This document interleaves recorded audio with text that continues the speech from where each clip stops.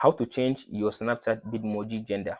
So in this video, I'll show you step by step on how to change my Bitmoji gender on Snapchat. First of all, open Snapchat app. After you open Snapchat, go to profile. After you come to profile, go to this settings. Scroll to down, go to Bitmoji. Scroll to down, tap on this unlock my Bitmoji.